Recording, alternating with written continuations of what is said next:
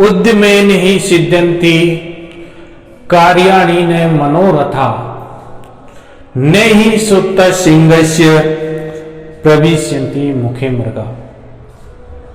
दोस्तों, आज हम इस श्लोक के माध्यम से एक व्यक्ति को कैसा होना चाहिए उसके बारे में जानेंगे। बड़े ध्यान से सुनिएगा कि किस प्रकार से एक व्यक्ति को अपने चरित्र को बनाना होता है, किस प्रकार से उसे जिंदगी का सामना यदि करना है तो उसे किस प्रकार से अपने आप को ढालना होता है, वो इस वीडियो में जानने की कोशिश करेंगे।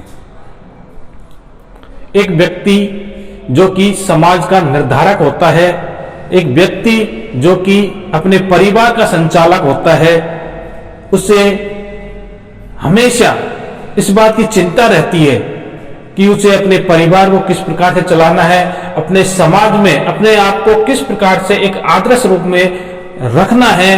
वो सब ध्यान में रखते हुए अपने आप को एक आदर्श बनाने की कोशिश करता है।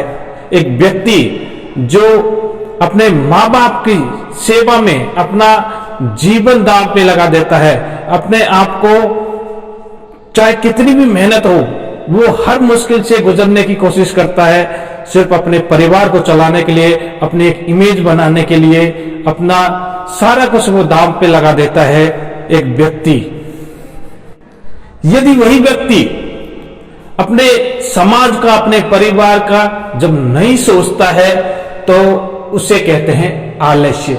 वो कुछ नहीं करना जानता, वो करना ही नहीं चाहता कि उसे एक परिवार संभालना है या एक समाज में कुछ करके दिखाना है, अपने देश के लिए कुछ करके दिखाना है। यदि वो व्यक्ति नहीं सोचता, सिर्फ अपने आलस में बना रहता है, तो उसकी छवि किस प्रकार से प्रभावित होती है उसको समझेंगे। एक छोटे से बालक का उदाहरण लेकर के मैं बताता हूं कि एक छोटा सा बालक है जो गुड़कते हुए धीरे धीरे धीरे धीरे चलना सीखता है, फिर चलते चलते अपने पैरों पे खड़ा होता है और फिर किसी के सहारे या वो खड़े होना सीखता है और फिर खड़े होकर के चलना सीखता है।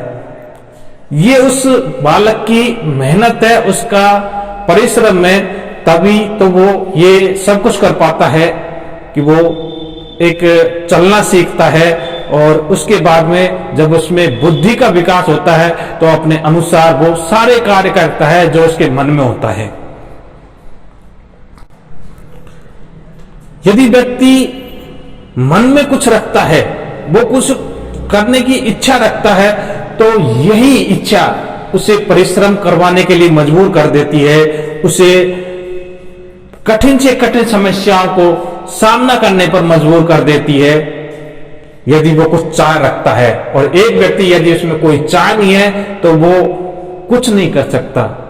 यदि उसने अपने दिमाग में ठान लिया कि ये काम मुझसे नहीं होगा तो वो काम उससे जिंदगी में कभी भी नहीं होगा, क्योंकि मन के हारे हार है, मन के जीते जीत। यदि मन ने मान लिया कि मैं हार चुका हूं तो वो जिंदगी से हार चुका होता है, वो जिंदगी में कभी कुछ नहीं बन पाता है, नहीं जिंदगी में कुछ कर पाता है। और एक व्यक्ति यदि वो मन उसका साथ दे और मन ये कहे कि नहीं ये काम तो कर सकता है, तो जिंदगी में चाहे कैसी भी परेशानी हो वो जरूर से जरूर उस समस्या का हल करेगा, वो हर मुकाम हासिल करेगा जो उसने सोच रखा है।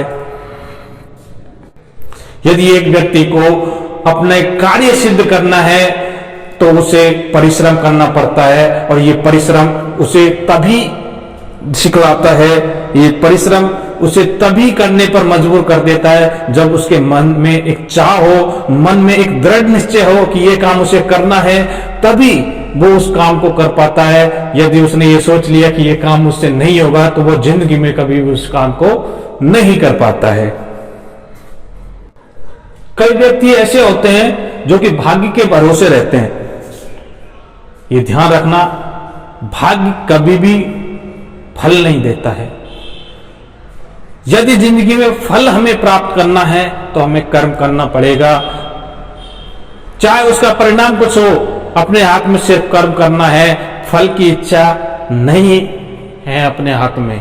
फल क्या मिलेगा ये सिर्फ अपने कर्मों पर डिपेंड करता है कि हमें कैसा कर्म करें, उसका क्या फल मिले, ये सिर्फ विधाता के ऊपर निर्भर करता है कि वो जो हमने कर्म किए उसका क्या फल देगा। वो सिर्फ व्यक्ति के जीवन का लक्ष्य सिर्फ एक ही होना चाहिए, बस उसे परिश्रम करना है, मेहनत करनी है और अपनी मंजिल को हासिल करना है। चाहे कुछ भी हो जाए, चाहे कितनी भी परेशानी का सामना करना पड़े, उसको अपना पथ नहीं छोड़ना है, अपनी मंजिल का रास्ता नहीं भूलना है यदि उसको सफलता हासिल करनी है।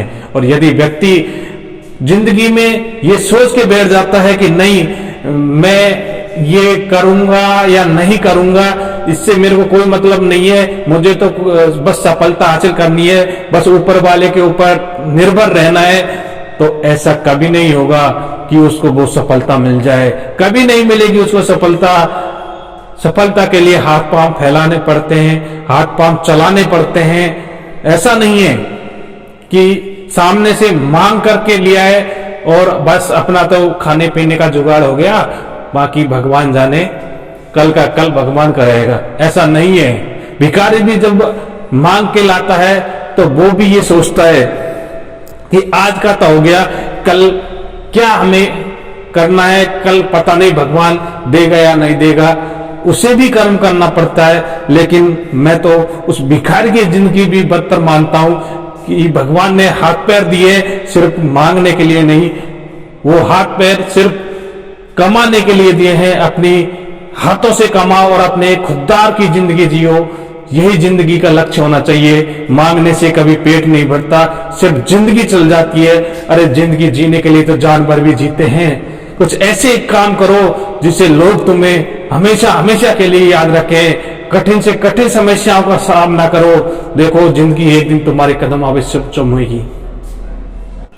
यदि हमें कामों में सफलता प्राप्त करनी है तो सिर्फ मन के ख्याली पुलाव पकाने से ही कार्य सिद्ध नहीं होते।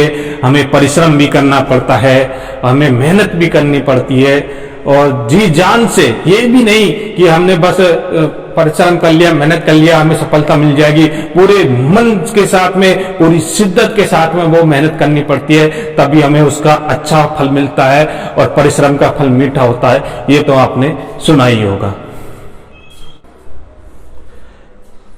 परिश्रम करने से ही कार्य सिद्ध होते हैं।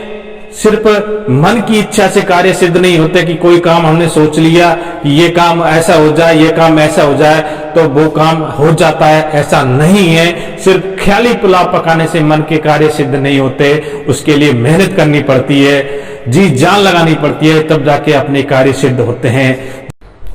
एक शेर जो जंगल का राजा होता है तो क्या उसे खाने के लिए स्वतः ही भोजन उसके सामने आ जाता है? नहीं, उस भोजन के लिए भी उसको दौड़ धूप करनी पड़ती है, उसको शिकार खुद ही करना पड़ता है, तभी उसे भोजन की प्राप्ति होती है। कभी भी शिकार उसके सामने चल करके नहीं आता। उसे अपने भोजन के लिए शिकार खुद करना पड़ता है। तो ऐसा नहीं है, उसको भी मेहनत करनी पड़ती है। तो यही बात इस श्लोक के माध्यम से हम बताना चाहते हैं कि उद्यमेन ही सिद्ध्यन्ति कार्याणि न मनोरथ है कि उद्यम यानी परिश्रम करने से ही कार्य की सिद्धि होती है।